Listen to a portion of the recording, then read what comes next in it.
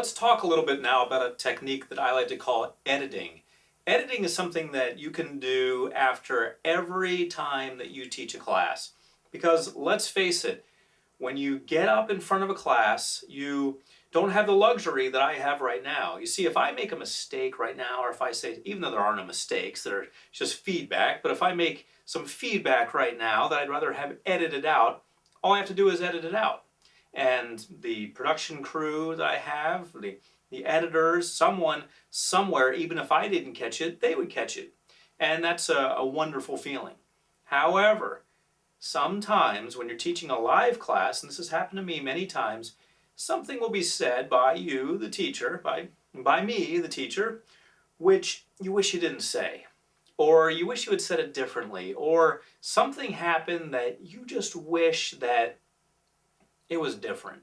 And you're going to have those experiences. You're going to have those days. And those days can happen no matter how much experience you have teaching.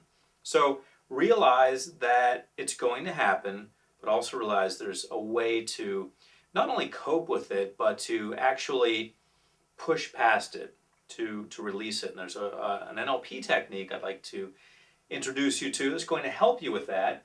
And I just call it editing. What you're going to do is you're going to close your eyes and you're going to replay what happened. So to practice this technique, I want you to just find an excuse to get up in front of people and talk, either a Toastmasters group or a church or a community group, somewhere where you can just talk about something. It doesn't even have to be NLP. Realize you're going to do some things which are going to act as feedback, and then what I'd like you to do afterwards is close your eyes and rerun what happened, rerun everything. Let's say it was 20 minutes, just run it from beginning to end. And I want you to add in, that's number one there, add in things that you wish you had said. Okay? Now, as you're adding in things, I want you to realize that you can also change things. So when I say add, I mean enhance it in any way that you want. Maybe there are things that you want to actually subtract. There are things that you want to change. There are things that, for whatever reason, you want to make them different. So make them realistic. I'm not talking about having a spaceship land or anything like that when I say add things. So I want you to keep it realistic, something that you just wish you had taught or something that you wish you had done differently. So go ahead and change it. Go ahead and edit it. Then what I want you to do after you've done that is play it again. Play it through again and again put in what you want to put in. Now you don't have to play the whole thing. Let's say you taught for an hour or you spoke for an hour. You don't necessarily have to play the whole thing. But maybe you can take little parts of it. Okay, this was a challenging area. This 5 minutes right here. This is where I felt I lost control of the crowd. This is where I forgot to say the entire setup for the anchoring or whatever it is that you did. You can focus on just those. And after you've changed it, I want you to play it again. Then I want you to repeat it. Each time you're doing this, I want you to keep doing this process, this 1, 2, 3 process. Editing, playing, and then repeating. And as you're repeating it, you're adding some more, you're subtracting some more, you're changing some more, and then you're playing it again. And eventually, as you do this, I'd like you to start editing on the go. So as you're playing it, you're editing it. So rather than just playing it through and thinking, what am I going to change? Okay, I changed this.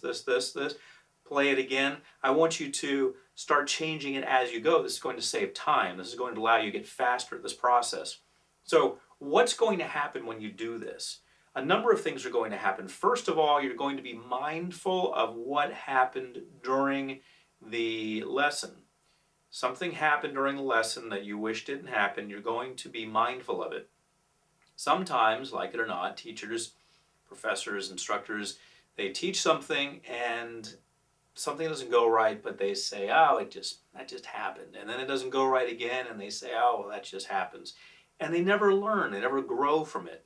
They never push past it. So with this technique, you're being mindful of it, and you're changing it in your mind. That way, the next time you go to teach the exact same thing, because realize that over the years, you're going to teach the exact same thing over and over. You're just going to be changing it up. So the next time you teach that exact same thing, it won't quite be exactly the same because you're going to add, of course, your new information you've learned since then. new understandings of teaching and the changes that you made in the edited version of the memory, so that the next time you do it, it's going to be much more powerful, and you're going to be able to deliver it with adding in all those things that you wish you had. So rather than just saying, oh gosh, I blew it, I wish I had done that, rather than doing that, look at it as an opportunity for you to use NLP on yourself. And realize, of course, you can always train people to do this. The more things that you've done yourself, the more powerful of a trainer you're going to be. So start using this so that you can train other people to do it as well.